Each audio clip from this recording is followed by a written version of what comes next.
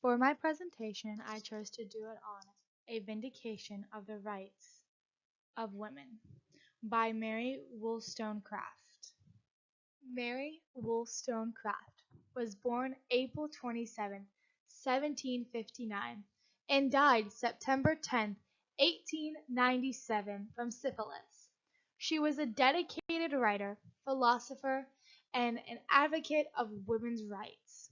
She was a translator and literary advisor to Joseph Johnson.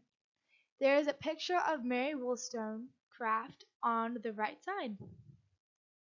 A Vindication of the Rights of Women. This is the book that Mary was most known for. It was published in 1792.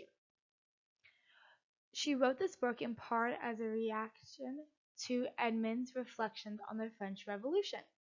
A picture of the Vindication of the Rights of Women is on the left.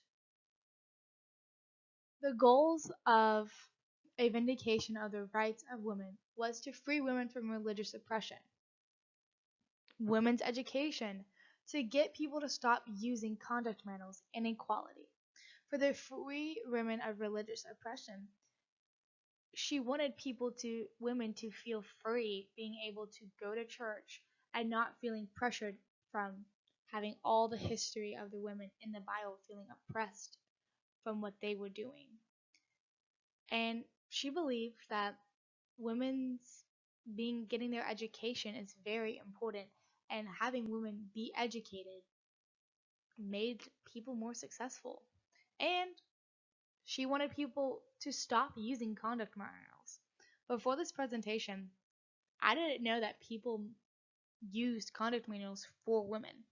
Pretty much what their conduct manuals were for women was telling a woman how she should live her life and how she should be a mom or be a wife or be a woman in general. What were her duties? What could she do? What was she doing wrong? Things like that.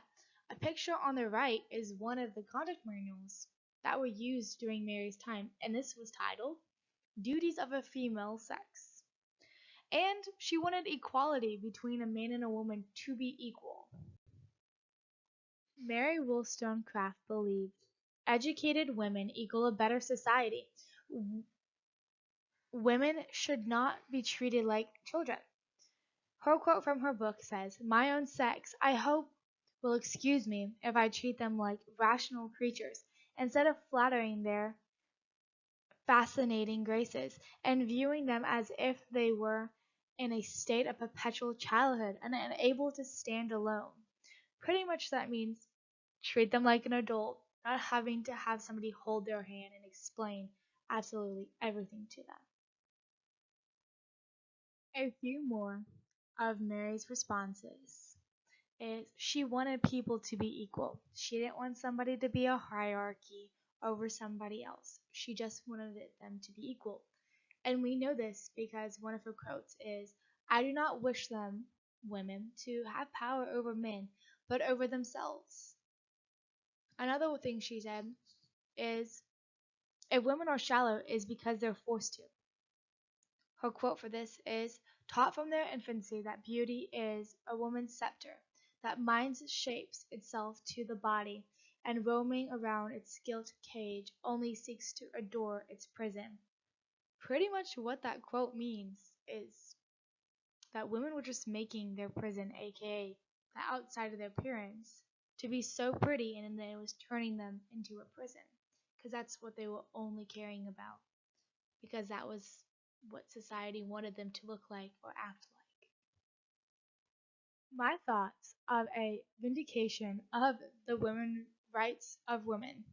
I really enjoyed reading this book and watching videos about it. I really recommend for anybody who hasn't read this book or has not watched any videos on it to do it. It is very insightful, and you learn so much what was going on during Mary's time for women. I am very thankful for Mary that she was brave enough to write a book about what was going on in her opinion on what needed to be changed. I believe that she was a great role model for the women back then, and she should be a role model to women today, and probably is for many. I know she's definitely a role model for me now after learning about her. Thank you so much for listening to my presentation. I hope you enjoyed it. All my sources that I used for this presentation are on slide 8. Thank you so much.